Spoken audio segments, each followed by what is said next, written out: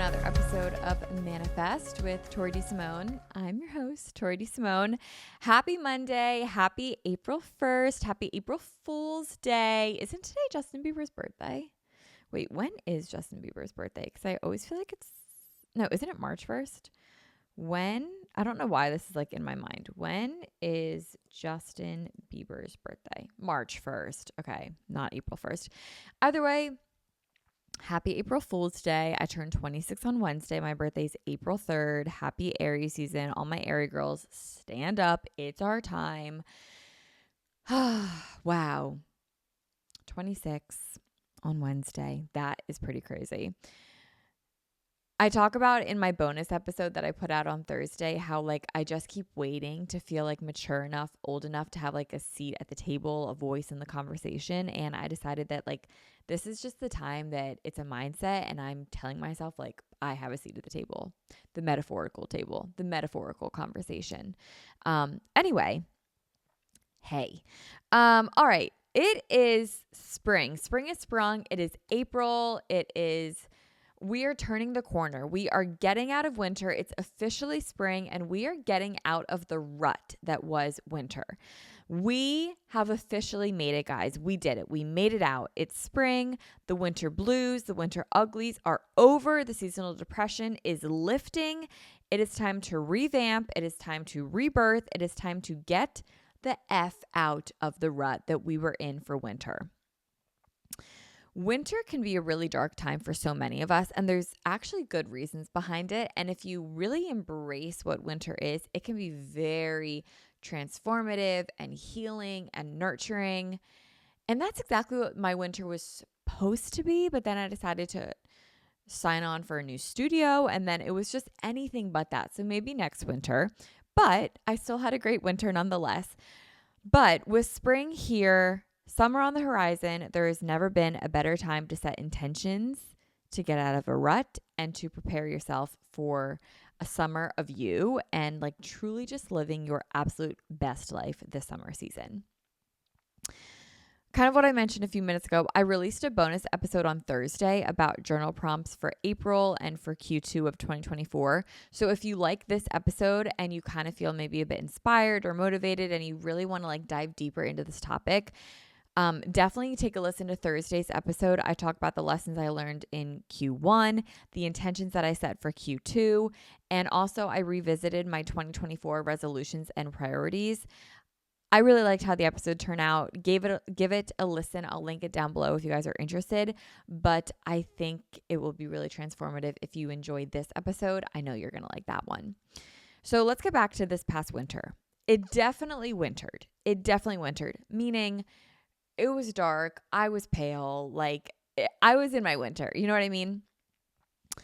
Winter is, I don't want to say the word supposed to be because it's different for everyone, but kind of like spiritually, it's a time to hibernate. It's a time to stay in, take it easy, rest, relax. A lot of people like to refer to the winter as our shadow time, where we can shadow work, meaning we can look inward. We can focus intrinsically on ourselves. The days are shorter. The days are darker. We don't leave the house as much, if you're anything like me.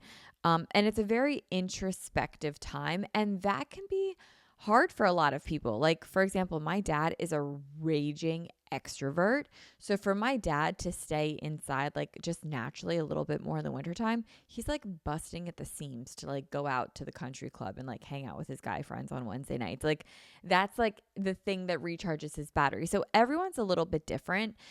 But for some people, they really thrive in this kind of environment, right? And it's also symbolically like a version of yourself can kind of be shed in the winter. It can die in the winter, right? And that's so that a new version of yourself can be planted in the spring, so that a new version can then blossom at the end of spring, beginning of summer. It's really a beautiful time. It's a rebirth. It's a shedding of skin, a shedding of an old version of yourself, a shedding of a narrative that holds you back. Like I spoke in the bonus episode about how the past few weeks, I just keep coming back to this phrase, I already know. We have all the answers within us. And when you shed the burden of trying to justify what you actually already know, it life gets a lot lighter and easier when you just accept like what you already know. And now it's just up to you to communicate that.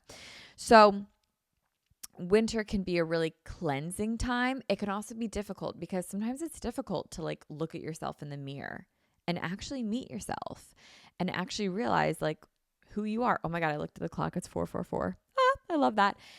I love that. I love that. I love that. Anyway, so all this is to say is that winter can be really tough on people. And if you feel in a rut, or maybe you feel really down, or you just don't feel like yourself in winter, that's okay, because that's quite literally what winter is for. To shed a skin, to shed a narrative, to go inside, to do the inner work. And that's difficult to confront. So while winter can be really powerful, if you're not aware of the power that it holds and the power that you hold, it can feel really debilitating. But on the bright side, we need the darkness to have the light, right? It's the yin and the yang of it all. It's like you can't have happiness without sadness. It's just how life goes. It has peaks and valleys, and the winter can be down, and so that spring can be high. And with spring here, the light is finally peeking through. The spring is the time for you to plant your seeds so that in a month or a few weeks or next season, meaning summer, you can thrive, you can bloom. And that makes winter make total sense, right? It all kind of comes full circle, because in the summertime when you're thriving and you look back on winter when maybe you weren't thriving, you can go, oh, that's why I had to go through that. That's why I had to think that way. That's why I had to hibernate. That's why I had to cut that friendship out. That's why I had to resign from my job. That's why I had to have a hard conversation. That's why I had to say to myself, for this moment, for this freedom, for this love, for this light, for this happiness, etc. It all comes full circle, but it can't come full circle without the dark. You need the intrinsic to be extrinsic. You need the dark so you can fully feel the light. It's nature. It's Mother Nature. And Mother Nature always knows what she's doing.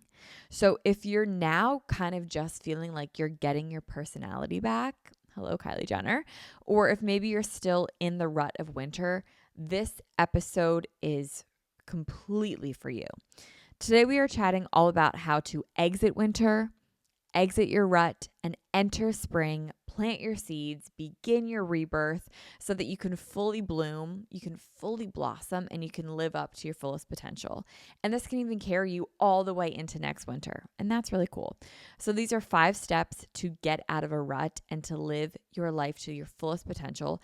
And these steps are easy, you guys. You can do all of these steps starting today. You can do 1 a week and then habit stack on top of it until 5 weeks later you have all 5 of these developed. These are easy steps that you can do. I'm not reinventing the wheel here. I'm not breaking the bank here. These are just things that are going to make you feel good and give you the first steps of momentum to continue a life that constantly feels good for you. And that's really powerful. Number 1, have a foolproof morning routine. Side note, I used to think foolproof was foolproof, Full, and then I learned it was fool, Fool. My life changed. Alongside that, I used to think out of space was outer space, Outer, not out of space, outer space. And third, the other day I was with my boyfriend and he was looking up, he wanted to show me a YouTube video of this guy that made like a lake pool in his backyard. I don't know. Guys are like crazy with what they watch on YouTube. He's like, I've show you this video. I'm like, dude, okay. So he showed me a video, but he typed in homemade pool and he spelled it HOMEADE, homemade. And I said, you do know it's homemade, right? Like homemade, HOMEMADE. English is crazy. Like it's just funny seeing how people's brains work. And he was like, no, I didn't. So his whole life for 27 years, he's been saying homemade, not homemade, which is crazy. Anyway, back to number 1, have a foolproof morning routine. I recently shared a morning routine episode, which I will link down below, that discusses all of my morning routines that I do every single day that are foolproof. And to give you the gist of that episode, if you don't want to listen to it, but I think you should listen to it, what this means is that you have a morning routine that you can do every single day, no matter what and no matter where you are. It's really easy to get thrown off of your morning routine when you're traveling or when you're sick or when you're, somewhere else other than like you don't have all your stuff with you. Like, I totally get that. But that's why having a morning routine that has levels is really, really good. Like, I have a few versions of a morning routine where it depends what I do, whether I work out in the morning or the afternoon or at night. My morning routine will change whether I want to work first thing in the morning or whether it's a weekend or whether it's a weekday or whether I'm traveling or whether I'm at the beach or whether I'm at home, or like there's levels to this shit, okay? So that's one side of the narrative, but what I'm getting at is that I have a base morning routine that is foolproof, that I do every single morning, no matter what, no matter where I am, or no matter what it is that I'm doing that day, so that I have purpose when I wake up. So the morning routine that I have that is foolproof, that I do every single morning, I'm talking Monday through Sunday, 7 days a week, 365 days a year, this is what I do. I wake up, I check my Oura Ring and my Natural Cycles app so that I can get my sleep and log my temperature. I then journal. I do like a morning dump page thing. Normally it's from like 15 minutes, which takes like a page. I'm just breezing through this. If you guys really want to know more in depth about it, listen to the podcast episode that I'll link down below about my morning routines. So I journal and then I read, and I read about like 10, 15 minutes, really depends on the day.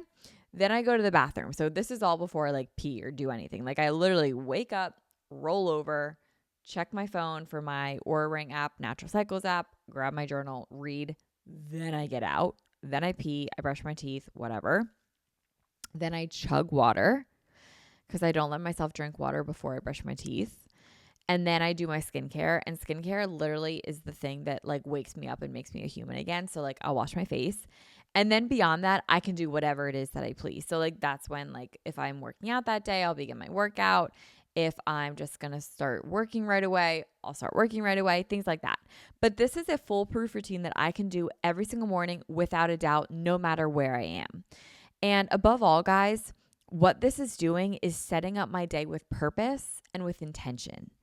I immediately begin my day with purpose because I have something to do. I have a reason to wake up. I have a reason to not snooze my alarm. Even if it's just journaling, like, that is reason enough. This routine can take 10 minutes. It can take 30 minutes. It could take an hour. It just depends on the day, but I have a foolproof routine that's baseline that I can adjust based on my day, but it sets the tone for the day and it helps me so much with getting out of a rut. When I'm in a rut, I feel like I lack purpose, I lack integrity, I lack intention in my day, and having a morning routine immediately takes all of that doubt off the table because I wake up with a purpose and I wake up with an intention, and that feels really, really good. It just gets the ball rolling. It's like the lead domino effect of my day. Step number two, find movement / workout / exercise that you genuinely enjoy. Genuinely. And fuck what the internet has to say. Like, literally whatever the internet has to say is the best workout. It does not matter. The best workout is one that you consistently will do. Right now, I am in such a big yoga phase where I'm practicing every morning and I'm just living for it. It gets me out of bed. I love it. I feel myself getting physically stronger. I'm having a lot of like downloads and mental breakthroughs off of the mat. I feel more calm. Mentally, I'm a lot happier. I just love it. It gives my day such structure and routine. Like, I could go on, but pretty much everything that I listed has nothing to do with the actual practice or the workout itself. I love what yoga gives me. And it gives me a full life. Same thing with spin. Like, when I was first falling in love with spin, yeah, sure, I loved like the actual workout. Same with yoga. I really enjoy the actual workout, but I love what it gives me. I love what spin gave me. It gave me a purpose. It gave me community. It gave me something to look forward to. It gave me accountability. It gave me the confidence of, if I can do this on the bike, imagine what I can do off the bike. it just kind of comes back to being that lead domino of like, if I can do this, what else can I do? And that's how I'm feeling right now. So any workout that you love that you are going to consistently do is the one that you should do. So you need to find what you enjoy and fuck what the internet has to say is the best workout, because the best workout is one that you are going to consistently do. So find what you like and stick to it. It's going to take you a little bit in the beginning to make it a habit. Like, I think that's a misconception of people when they hear the advice, like find a workout that you like and stick to it. You might have to like kind of convince yourself that you like something in the beginning. Like if you take a workout class and it piques your interest even just a little bit, try it again and then try it again and try it again, because the more comfortable you get with a workout, the more confident you get in that workout. And the more confident you get in that workout, the more you like the workout. So you kind of just have to dip your toes in the beginning before you fully dive in. So let yourself get, adjusted to the water temperature. Let your toes like get dipped in, and then your foot, and then your shin, and then your thigh, and then you can fully submerge later on. But like gradually let yourself get used to it and begin to like it until it becomes something that you actually really do enjoy. It might take trial and error, but whenever you find out what it is, stick with it, be consistent with it, and carve out time for it. You can do it as often as you want, but be as consistent as you can with it. If that's every day, awesome. If it's every other day, awesome. If you sprinkle in a different form of movement every day because that's what you like, awesome. Figure out what you like and stick with it. The third tip, hydrate. However you can. Okay, stick with me because you guys are going to be like, I can't believe I'm listening to this podcast where she's literally telling me to drink water. Okay, stick with me because this actually has a bigger purpose. When I'm hydrated, yes, I overall feel better. My hack is I'll fill up a mason jar. Hang on, let me show you guys on YouTube if you're watching. So this is the mason jar. This is the mason jar that I have. I don't know how big this is, 24 ounces? I don't know, but I just have this filled up, ASMR. Yeah, you love that. I just have this filled up right now with Crystal Light, lemonade Crystal Light. I'm obsessed with Crystal Light. Sometimes I'll put Element in there, LMNT, iced tea, but right now I'm on like a big lemonade Crystal Light kick.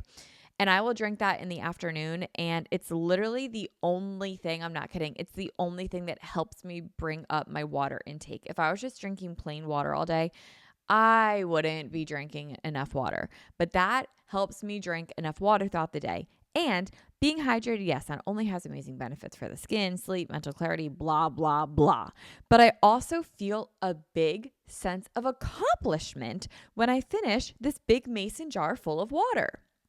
And accomplishing something feels good. It gives you momentum. And I know this can sound so stupid, like, oh, wow, I finished this water. But honestly, think about it. If I can say to myself, I just finished this water, maybe it will give me the momentum to go do something else. Like, oh, I finished this water. Maybe I'll just go throw in a load of laundry. Or maybe I'll clean out my closet. Or maybe I'll send that email that I've been putting off. It might sound crazy, but believe me, accomplishing something as simple as finishing a mason jar of water with Crystal Light lemonade mixed in can leave you feeling good because you accomplished something, and that in and of itself is a snowball effect.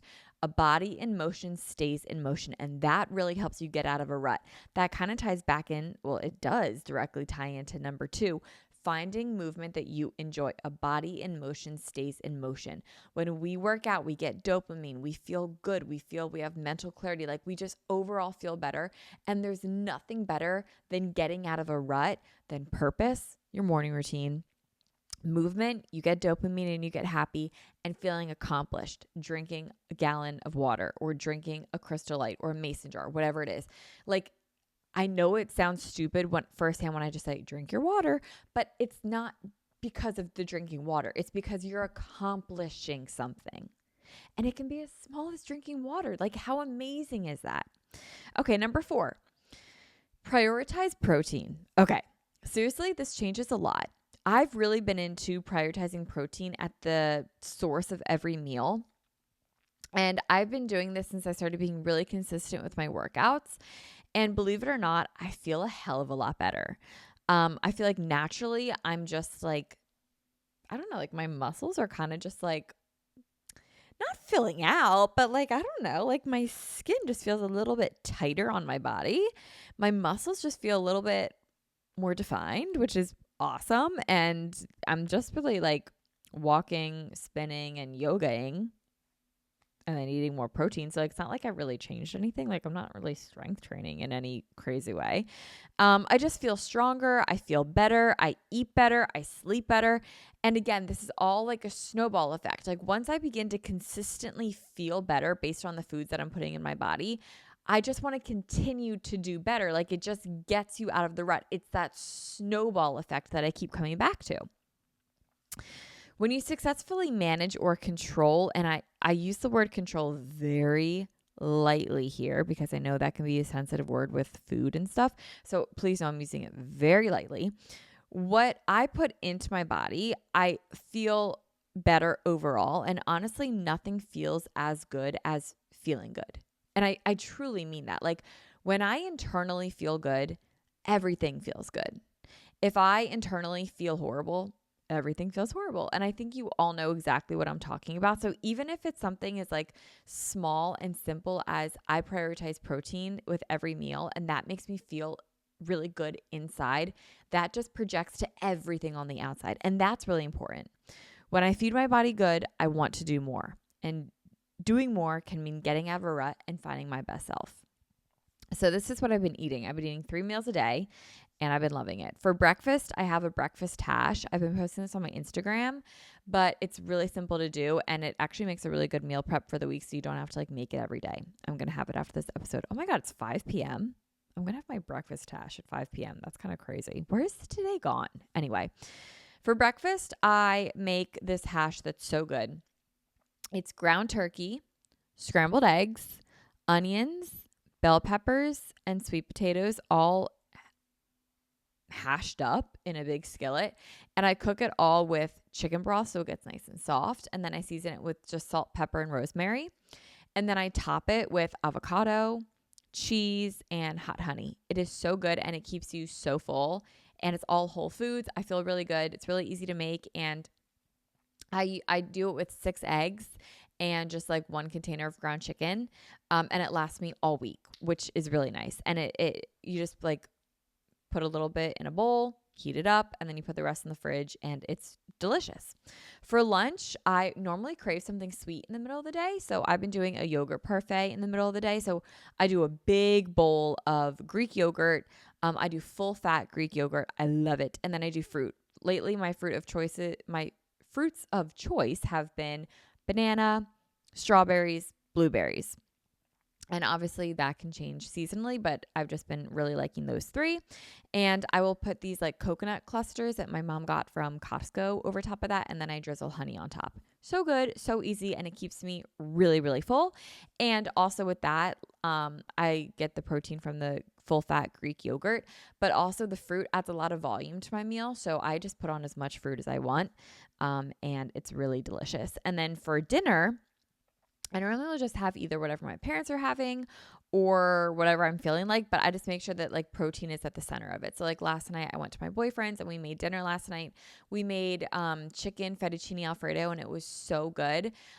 So we did the fettuccine alfredo noodles and then we made chicken and that was delicious. And then I also bought a chopped Caesar salad kit because chopped salads just taste so much better. So I had like a lot, like half the plate was like the salad and then a fourth of the plate was like chicken and then the other fourth was the noodles, and that was such a good dinner. It was so filling.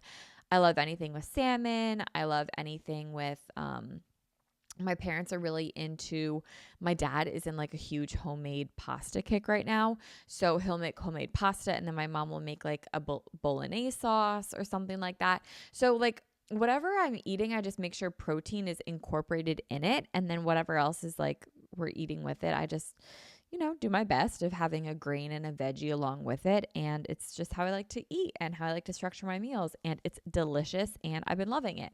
So that's been feeling really good. Just like feeding yourself well is amazing and I love it. Also for coffee, I don't drink coffee every day, but when I do, lately the coffee that I've been doing now that it's getting warmer out, I do iced coffee that I buy at Wegmans. It's just their normal iced coffee blend.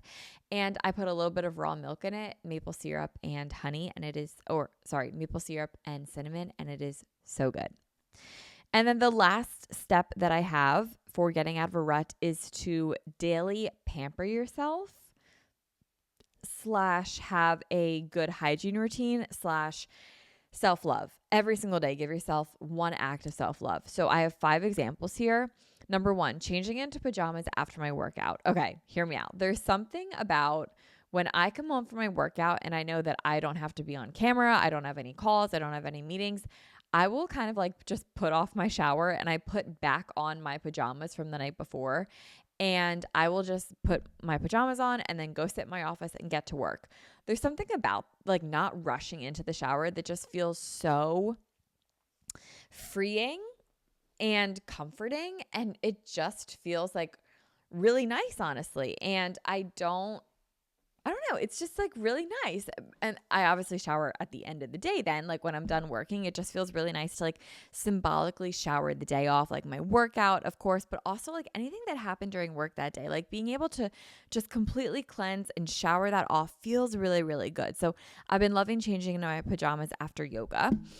I kind of already touched on this, but number 2, a daily shower. Just shower every single day, guys. Like I know I shouldn't have to tell you guys this, but it really does do wonders when you take a shower every day. It can be a 2-minute shower, but it just helps so much.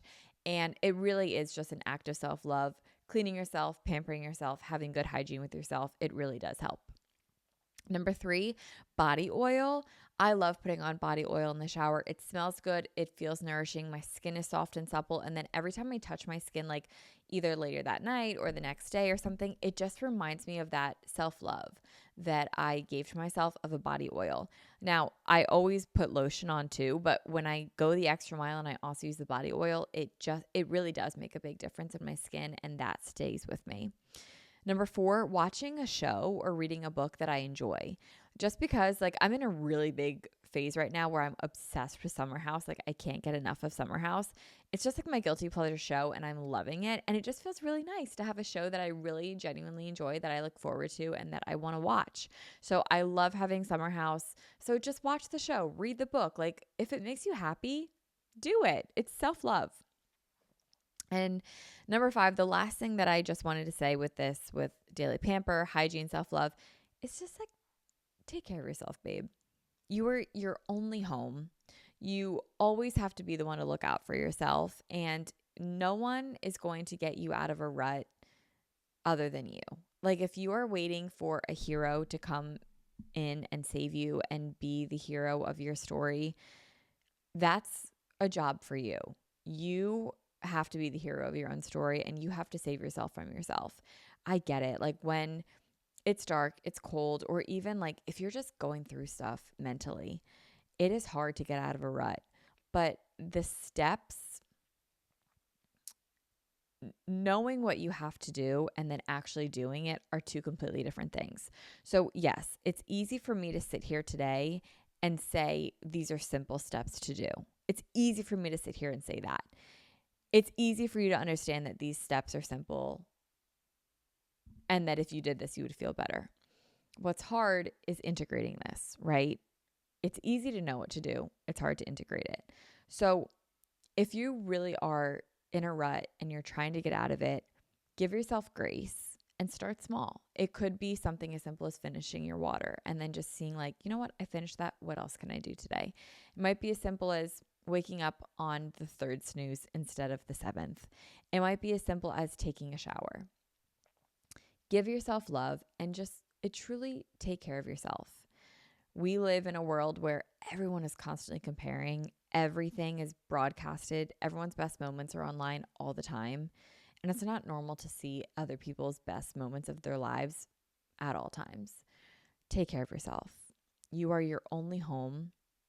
I want you to be the hero of your story, and I want you to live a life that you're proud of. And I want you to be fulfilled in your life. And truly, truly, truly, you deserve that. So that is where I'm going to leave you guys today. There you have it. Your 5 steps to get out of a rut and to live your life to your fullest potential and be really happy while you do it. If you have any additional steps or any additional tips that you think would help any of the listeners in our manifest community, comment on the YouTube video. We would love to see it. And you guys could also tell me what you think of my blowout. Okay, I got a blowout right before this. It's pretty sickening if I do say so myself. Guys, thank you so much for listening to this episode. Happy April. Happy Manifest Monday. I love you guys, and I'll talk to you all next week. Bye, guys.